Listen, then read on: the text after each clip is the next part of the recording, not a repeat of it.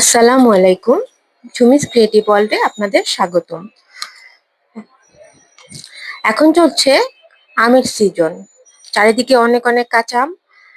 কাঁচা আম মানেই হচ্ছে জিভে জল আনা নানা রকম আচার, টক মিষ্টি, টক ঝাল।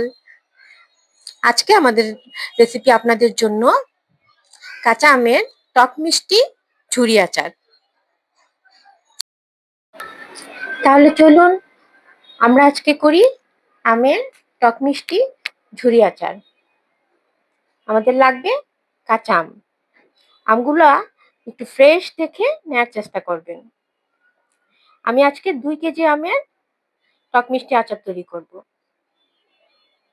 আপনাদেরকে আমি কি কি লাগে সবটুকু ভালো করে বুঝিয়ে দিব। প্রথমেই নিচ্ছি 2 কেজি কাঁচা আম। আমগুলো ফ্রেশ দেখে নিবেন। অনেক সময় কাঁচা আম একটু নরম দেখা যায়, নরম না। এই যে আমার আমগুলো বেশ শক্ত। শক্ত দেখে কাঁচা আম নিয়ে আমগুলোকে আমি ধুয়ে ভালো করে শুকিয়ে নিব। তারপর কুচি করে নিব। কুচিটা কিরকম হবে? কুচিটা হবে আমরা নরমাল আলু ভাজি করার জন্য যেমন আলুকে কুচি করি, বেশি পাতলাও না, বেশি মোটাও না। এরকম ভাবে কুচি করে নিব। এবার আমগুলোকে একটা বড় বলে নিয়ে নিব।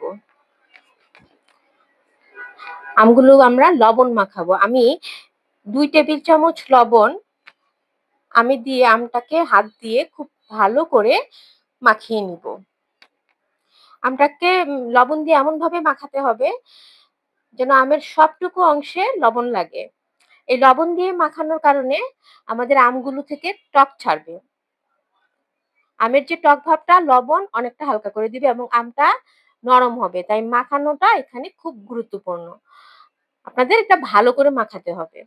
মিনিট 3 ধরে আমটাকে হালকা হাতে, প্রথম যখন মাখাবেন হালকা হাতে মেখে এটাকে আমরা রেখে দিব। আমটাকে আমি 2 ঘন্টা লবণ মেখে রেখে দিয়েছিলাম। এই যে দেখুন কতটা টক পানি বের হয়েছে। এখন পরিষ্কার পানি দিয়ে এটাকে ভালোভাবে ধুয়ে নিতে হবে। যতক্ষণ পর্যন্ত না পানিটা সাদা বের হচ্ছে। পর্যাপ্ত পরিমাণ পানি দিয়ে ভালো করে কচলে কচলে আমটাকে ধুয়ে নিতে হবে। একটা থেকে ধুয়ে আমি আরেকটা পাত্রে নিয়ে নিচ্ছি। এভাবে আমাকে বারবার পানি বদলে তারপরে আমটাকে ধুয়ে নিতে হবে। আমি মোট 4 বার, আমার 4 বার লেগেছে পরিষ্কার সাদা পানি বের হওয়ার জন্য। 4 বার আমি ধুয়ে নিব। আমি লাস্ট আরেকবার মানে চতুর্থ বার ধুয়ে নিচ্ছি। এবার আমার একদম সাদা পানি বের হবে। আমাকে এটাকে আবার লবণ দিয়ে ভিজিয়ে রাখতে হবে। আমি দেখাচ্ছি আপনাদেরকে কতক্ষণ রাখতে হবে। এই যে একদম পরিষ্কার পানি বের হয়েছে, আমি ট্রান্সফার করে নিলাম।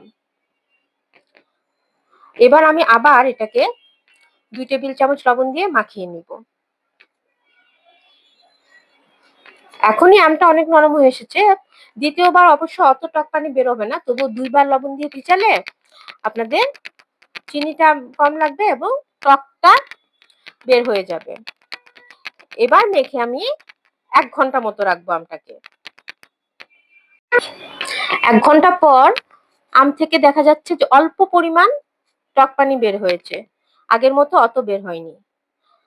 আবার এটাকে আমি 4-5 বার পরিষ্কার পানি বের হওয়া পর্যন্ত ধুয়ে নিয়েছি। ফাইনালি আমার আমটা দেখতে এরকম হয়েছে। একটা আমের টুকরোও ভাঙবে না, কিন্তু একদম সফট হয়ে যাবে।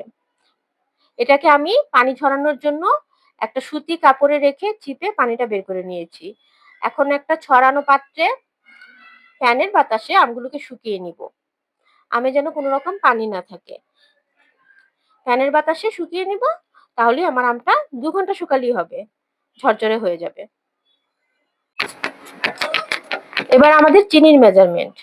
আমার 2 কেজি আমের জন্য আমি 2.5 কাপ চিনি নিব। মেজারমেন্ট কাপে মেপে আমি 2.5 কাপ চিনি নিয়ে নিচ্ছি। 1 কাপ দিলাম, 2 কাপ আরেকটু দিব। কারণ আমি একটু বেশি মিষ্টি খেতে চাচ্ছি, তাই আরো 1/2 কাপ চিনি আমি এখানে অ্যাড করব। মোট 2.5 কাপ চিনি দিলাম আমি। লাগছে 2টা শুকনো মরিচ, 2টা শুকনো মরিচকে কুচি করে রেখেছি, একটা লেবু। এই লেবুর রসটা আমি পরে ব্যবহার করব। এই যে ফ্যানের বাতাসে শুকানোর পর আমটা দেখতে এরকম হয়েছে। আমি চলে যাচ্ছি চুলার প্রিপারেশনে। চুলায় হাঁড়িটা গরম করে আমি 2.5 কাপ চিনি দিয়ে দিচ্ছি।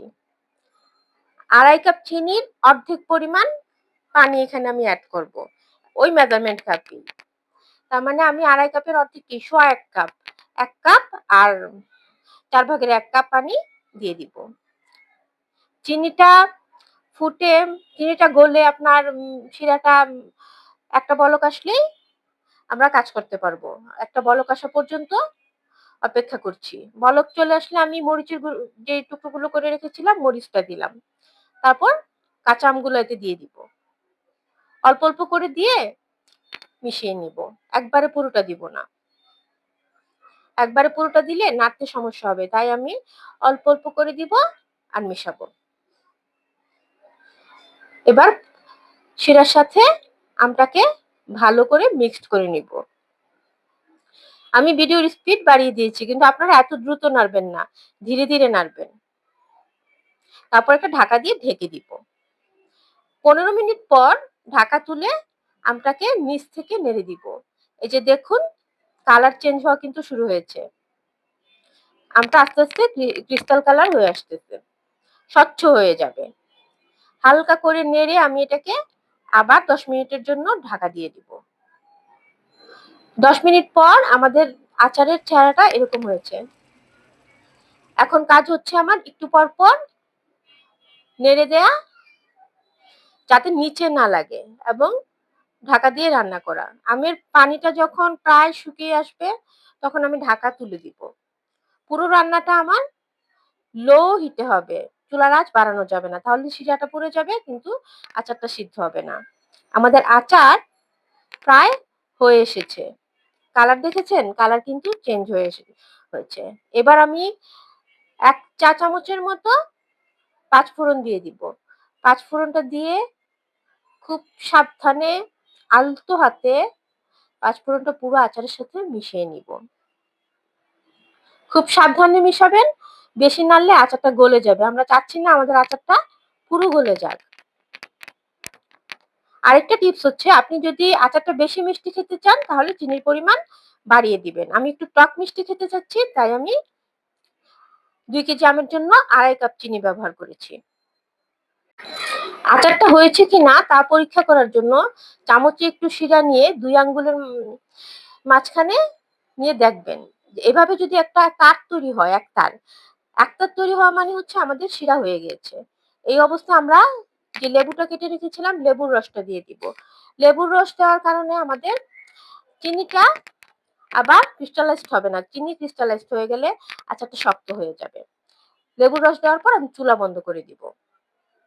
ঠান্ডা হওয়ার পর এই হচ্ছে আমাদের আচারের ফাইনাল লুক। কিছুটা টক স্বাদ পাবেন, কিছুটা মিষ্টি স্বাদ পাবেন। অসাধারণ স্বাদের কাঁচা আমের টক মিষ্টি আচার।